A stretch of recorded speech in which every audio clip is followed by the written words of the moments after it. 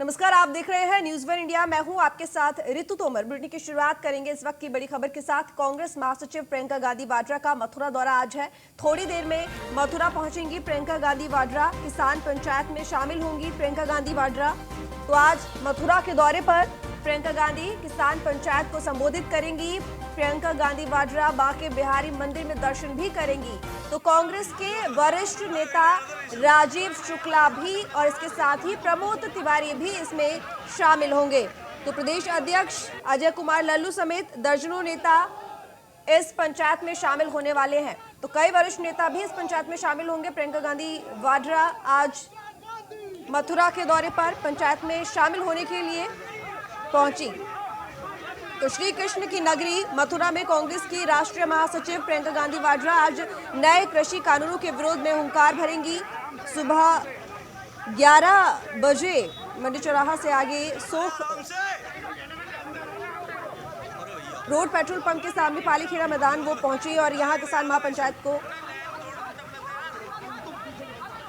संबोधित करेंगी।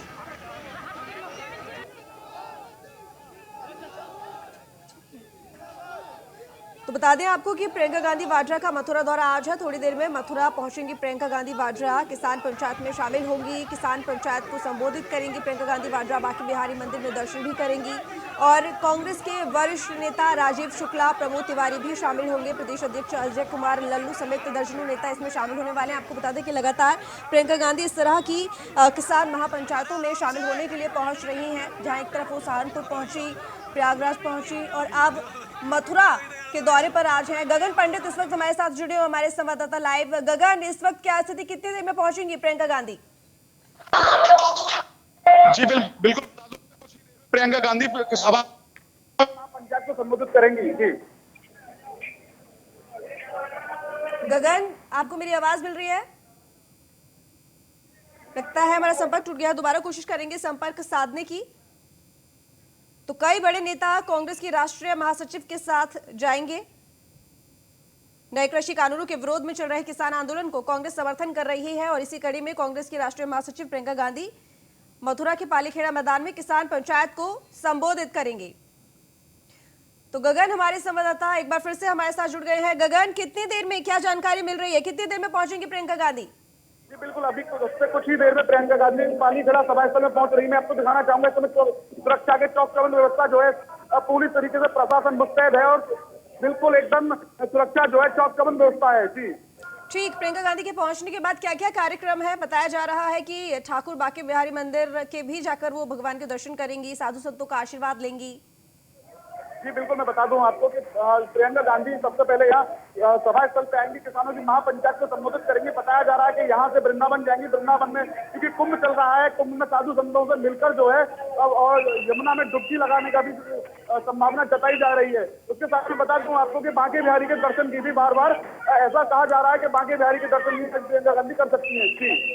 ठीक, सुरक्षा के किस तरह के इंतजाम है गगन? बिल्कुल, मैं आपको तस्वीरों में दिखाना चाहूंगा कि एकदम सुरक्षा जो है चौक चौबंद व्यवस्था है। पूरा प्रशासन बिल्कुल मुस्तैद है और इस समय आप तस्वीरों में देख सकते हैं कि पूरी पुलिस प्रशासन का एकदम कड़ा पहरा है। गेट पे ये वही गेट है जहां से भी कुछ ही देर में प्रियंका गांधी सभा स्थल में एंट्री करेंगी। ठीक, क्योंकि प्रियंका गांधी थोड़ी देर में पहुंचेंगी, जैसे कि आपने बताया कि उनसे पहले जो और तमाम बड़े नेता हैं, वरिष्ठ नेता भी इस पंचायत में शामिल होने वाले हैं। तो क्या कुछ और पदाधिकारी या नेता फिलहाल पहुंच चुके हैं? जी बिल्कुल, मैं बता दूं आपकी इस पूरी कार्यक्रम की जो देख रेख है वो प्रदेश अध्यक्ष अजय कुमार लल्लू देख रहे हैं। उनके साथ ही प्रमोद तिवारी और संजीव शुक्ला जैसे बड़े नेताओं का भी पहुंचने की संभावना जताई जा रही है। कितनी देर तक रुकेंगी प्रियंका गांधी यहाँ पर? जी बिल्कुल, बताया जा रहा है क्योंकि अभी उनका आने का जो समय था उससे थोड़ा लेट है।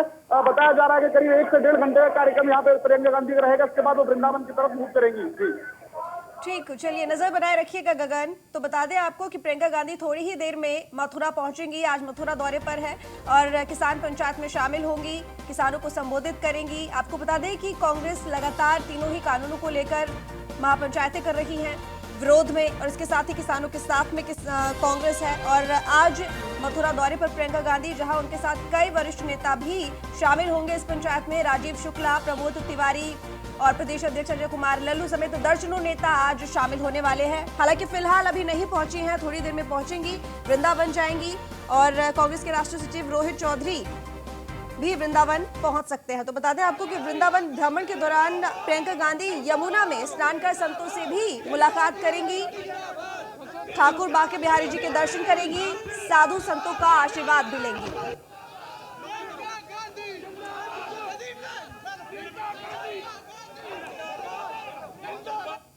कांग्रेस महासचिव प्रियंका गांधी वाड्रा अब से कुछ देर में मथुरा में किसान महापंचायत में शामिल होंगी। इसी कड़ी में उनके साथ कई कांग्रेसी नेता भी मथुरा पहुंच रहे हैं। अब से थोड़ी देर पहले नोएडा डीएनडी से प्रियंका का काफिला गुजरा है। वहीं मथुरा में मौजूद कांग्रेस प्रदेश अध्यक्ष अजय कुमार लल्लू ने प्रियंका गांधी वाड्रा के दौरे को लेकर क्या कुछ कहा, सुनिए।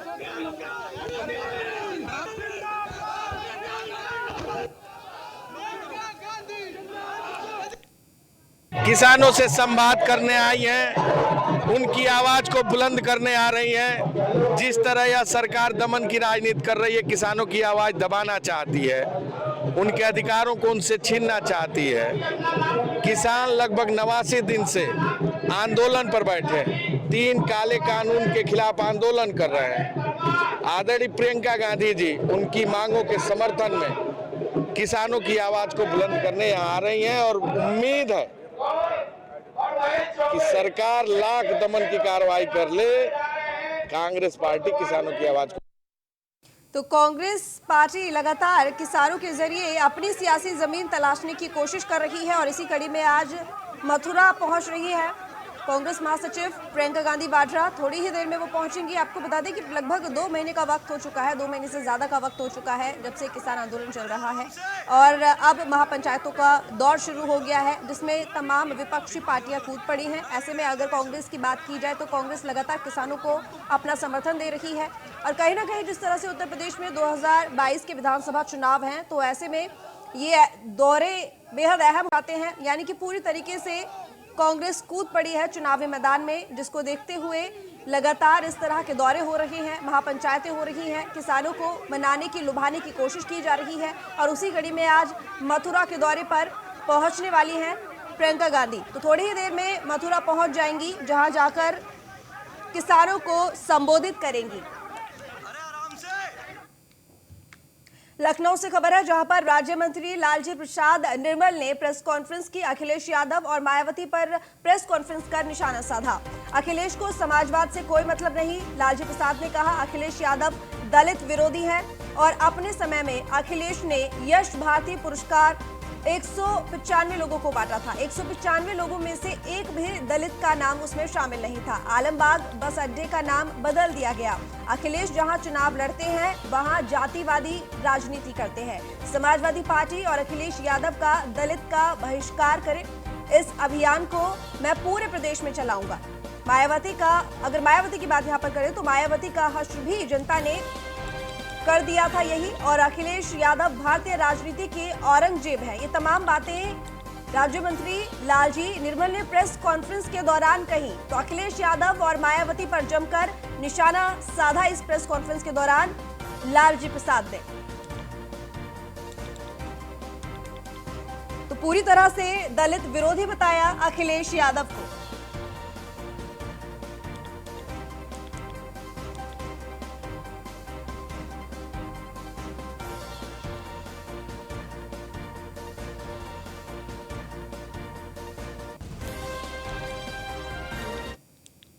वहीं इस दौरान दर्जा प्राप्त राज्य मंत्री लालजी प्रसाद निर्मल से संवाददाता नीलेश चौहान ने खास बातचीत की है, देखिए।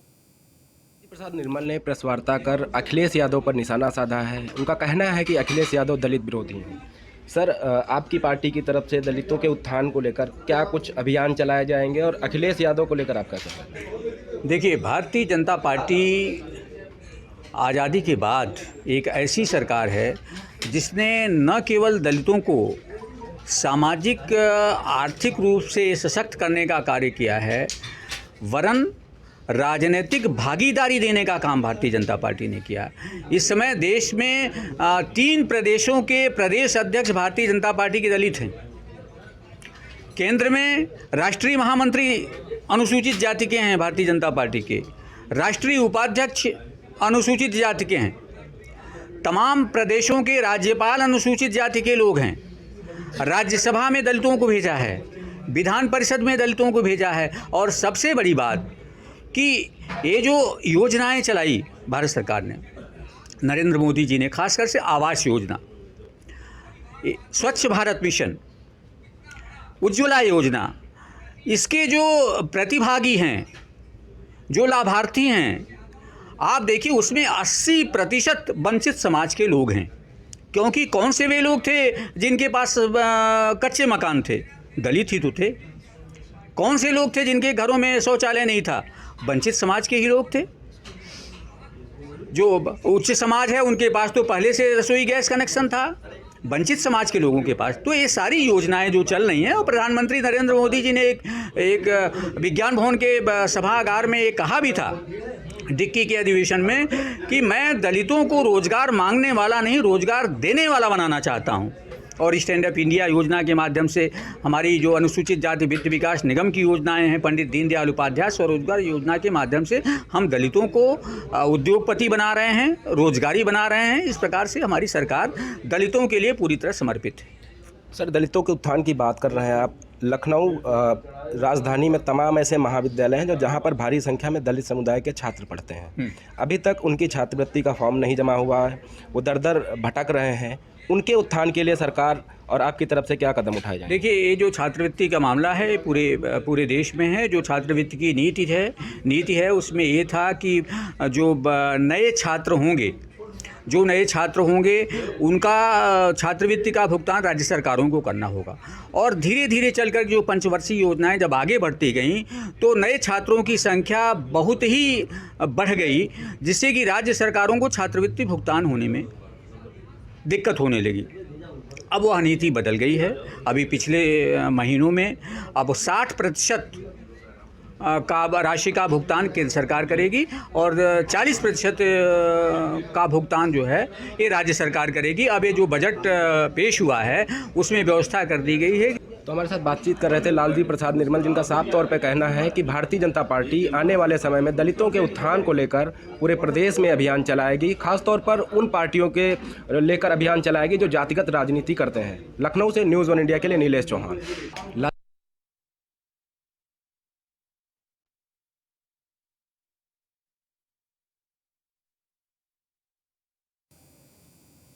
रुक करेंगे अगली बड़ी खबर की तरफ, जो कि अमेठी से है। तो बता दें, अमेठी से इस वक्त की बड़ी खबर आ रही है। कानून बनने के बाद भी नहीं थम रहा 3 तलाक का मामला। तो दहेज में 5 लाख नहीं मिलने पर 3 तलाक दे दिया। पीड़िता ने पुलिस पर कार्रवाई नहीं करने के आरोप भी लगाए हैं। जगदीशपुर थाना क्षेत्र के माहेमऊ गांव का ये पूरा मामला है। तो अमेठी से बड़ी खबर, जहां पर कानून बनने के बाद भी 3 तलाक का मामला नहीं थम रहा है। दहेज में 5 लाख नहीं मिलने पर फोन पर ही तलाक दे दिया गया। तो पीड़िता ने पुलिस पर कार्रवाई नहीं करने के आरोप भी लगाए हैं। तो इस पूरे मामले को लेकर पुलिस पर भी आरोप लगे, कार्यशैली पर आरोप उठ रहे हैं। 3 तलाक को लेकर कानून बन चुका है, लेकिन उसके बावजूद इस तरह के मामले थम नहीं रहे हैं, इन पर लगाम नहीं लग पा रही है। दहेज में 5 लाख नहीं मिलने पर ये 3 तलाक फोन पर ही दे दिया गया। लेकिन इस पूरे मामले को लेकर पीड़िता ने पुलिस के ऊपर भी आरोप लगाया कि ठीक तरीके से पुलिस ने इस पूरे मामले को लेकर कार्रवाई नहीं की, यानी कि कार्यशैली पर सवाल उठ रहे हैं। तो यानी कि ट्रिपल तलाक से आज भी देश की बेटियां जूझ रही हैं। कानून बनने के बावजूद लोगों में कोई डर, कोई खौफ नहीं है, उसका अमल नहीं हो रहा।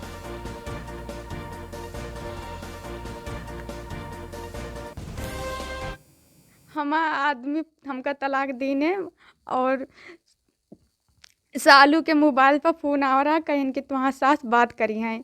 तो हम बात करा तो हमारा आदमी वही में फ़ोन लाई के नहीं, और फिर के बाद में तलाक बोल के कहीं अब हम ना ले जावे, तलाक कह दिन और हमका तलाक दे दें। क्यों तलाक दिया, क्या मामला था? हमारी शादी हुई थी माहेमऊ में, और माहेमऊ में हमारा घर है और हमारे पापा ख़त्म हो गए हैं। हमारे चचा बाबा ने मिलकर शादी की, जो हो सका दहेज में सब कुछ दिया, गाड़ी भी दी, हीरो स्प्लेंडर वाली गाड़ी दी, और 2 महीने तक ठीक ठाक थे। उसके बाद में बोला कि ये साइकिल हंस के मतलब तुम्हारे चचा लोग शादी में जो दिया है गाड़ी वो साइकिल की तरह है, हमें अपाची चाहिए या बुलेट, और ना ही बरिच्छा भी नहीं दिया है, बरछकाई भी नहीं दिया है। तो हमने कहा कि हमारा घर, हमारा पापा है नहीं ना, हमारा भाई कहाँ से दिए लाई के। तो कहीं अगर जब ना अपाची गाड़ी दीने ना ही भर चकाई दीने तो हमका 5 लाख रुपये दिए, नहीं तो हम का कहती तुका तलाक दे दी। तो हमका मारत रहे पीटत रहे हैं, मारिन पीटिन, फिर के बाद मट्टी के तेल डाल के जलावे जात रहे हैं। हमार सास समीरुल मोहम्मद आलम हमार आदमी हैं, हमार ससुर निजामुद्दीन और नंद हमार शाहीन और हमार जेठानी गुड्डन, ये पप्पू हमें नंद के आदमी सब जने रहे हैं साथे। हमका मारिन पीटिन मट्टी के तेल डाल के जलावे जाते रहे। तो हम चिल्लावा है, मोहल्ला टोला के मने सभी आवा। जगदीशपुर का मामला है।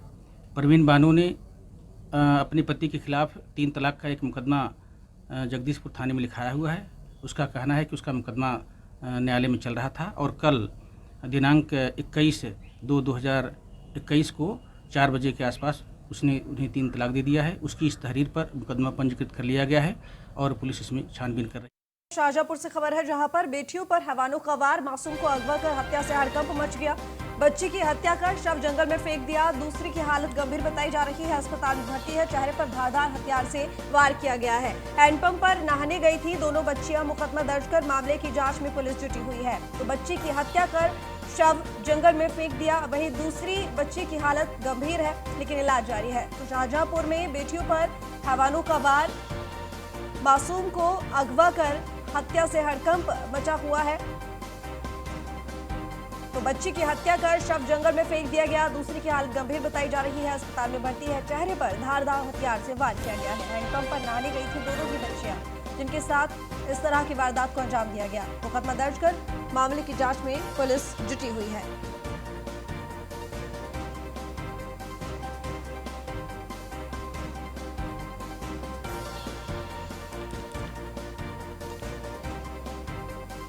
शाहजहांपुर के थाना कांट में कल 2 बच्चियां मिली थी, जो एक बच्ची का शव बरामद हुआ था और वहीं दूसरी बच्ची पुलिस को जिंदा मिली थी। हालांकि पुलिस की कड़ी मशक्कत के बाद इसी गन्ने के खेत में आप देख सकते हैं कि यह वही एरिया है जहां पर एक बच्ची जो है जिंदा मिली थी। उस बच्ची की उम्र लगभग 8 वर्ष बताई जा रही है। मैं आपको उस जगह पे लेकर के चलूँगा और दिखाऊँगा कि आखिर जिस तरह से बच्ची जो मिली थी यहाँ पर, कि आखिर क्या बात थी। कि कहीं न कहीं जो सबसे बड़ी बात होती है, ये देखिए ये वही एरिया है जहाँ पर 8 साल की बच्ची जो कि मिली थी और उसके बाद उसका इलाज अभी मेडिकल कॉलेज में चल रहा है। हालांकि एडीजी जो जोन है यहाँ के, उन्होंने भी वहाँ मौका मुआयना किया था। उसके बाद जो आईजी रेंज है राजेश पांडे जी, उन्होंने पहुँचे और उन्होंने जिस तरह से यहाँ पर देखा कि बच्ची की हालत नाजुक थी, उसको आईसीयू में भर्ती कराया गया था। लेकिन अब साफ तौर से ये भी साफ नहीं हो पाया है कि आखिर बच्चियों के साथ ये दरिंदगी किसने की, कौन हैवान थे वो जो कि इतनी बड़ी हैवानियत को उन्होंने अंजाम दिया। लेकिन सबसे बड़ी बात है कि इस गन्ने के खेत में बच्ची बरामद हुई थी और यहाँ पर बताया ये जा रहा है कि जो बच्चियाँ थी वो गाँव में अपने ही एक हैंडपम्प पे नहा रही थी, जो कि नहाने के बाद से वो लगभग 3 बजे से गायब हो गई थी। और उसके बाद जब उनके परिवार वालों ने ढूंढना शुरू किया तो वो बच्ची रात के लगभग 10 बजे एक बच्ची का शव बरामद होता है। वहीं दूसरी बच्ची जो है वो लगभग वो भी बच्ची यहाँ पर बरामद हुई है। लेकिन बताया जा रहा है कि जो बच्ची दूसरी है जिसकी उम्र 8 वर्ष है, वो बच्ची गंभीर हालत में यहाँ पर मिली थी। उसको मेडिकल कॉलेज में एडमिट करा दिया गया था और उसको अब यहाँ से सीधे बरेली रेफर किया जा रहा है। दीपक दीक्षित, न्यूज़ 1 इंडिया। मुजफ्फरनगर पहुंचे आरएलडी अध्यक्ष अजीत सिंह। पीड़ित किसानों से मिले आरएलडी अध्यक्ष अजीत सिंह। कल मारपीट में घायल हुए थे कई किसान। केंद्रीय मंत्री संजीव बालियान के कार्यक्रम में मारपीट हुई थी और उसी मारपीट में कई किसान घायल हो गए थे। इनको देखने के लिए आज, पीड़ित किसानों से मिलने के लिए आज मुजफ्फरनगर पहुंचे हैं आरएलडी अध्यक्ष अजीत सिंह। तो पीड़ित किसानों से मिले आरएलडी अध्यक्ष अजीत सिंह। आपको बता दें कि कल तेवी के कार्यक्रम में संजीव बालियान केंद्रीय मंत्री पहुंचे थे शामिल होने के लिए, लेकिन उसी दौरान आरएलडी समर्थकों और बीजेपी समर्थकों के बीच में मारपीट हो गई और ऐसे में कई किसान भी घायल हुए, जिनको देखने के लिए आज आरएलडी के अध्यक्ष अजीत सिंह मुजफ्फरनगर पहुंचे। तो पीड़ित किसानों से मिले हैं आरएलडी अध्यक्ष अजीत सिंह, उनका हालचाल जाना। तो कल मारपीट में घायल हुए थे ये किसान। केंद्रीय मंत्री संजीव बालियान के कार्यक्रम में ये मारपीट हुई थी।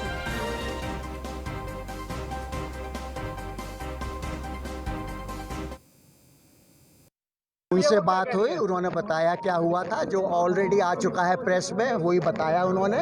और पुलिस भी मौजूद थी, उन्होंने भी देख लिया, दरवाज़ा भी देख लिया और मुझे विश्वास है, मुझे लगता है कि न्याय होगा। क्या लगता है कि पुलिस मुकदमा दर्ज करेगी जिस तरह से? अब देखिए, इंतजार कीजिए, क्योंकि कानून तो ये कहता है कि एफआईआर दर्ज होनी। सहारनपुर से खबर है जहां पर किसानों की महापंचायत भी होगी। 28 फरवरी को भाकियों ने यह महापंचायत बुलाई है। किसान महापंचायत में शामिल होंगे राकेश टिकैत। किसानों को कृषि कानूनों की जानकारी भी देंगे टिकैत। तो बता दें आपको कि 28 फरवरी को सहारनपुर में किसानों की महापंचायत होने वाली है, जो कि भारतीय किसान यूनियन ने बुलाई है महापंचायत, जो कि 28 फरवरी को होगी। और किसान महापंचायत में इस बार राकेश टिकैत भी शामिल होने वाले हैं। किसानों को कृषि कानूनों की जानकारी देंगे, उनके बारे में बताएंगे। उसमें हम गांव में जा रहे हैं, जिम्मेदारी दे रहे हैं, किसानों को समझा रहे हैं कि इस कानून में काला क्या है।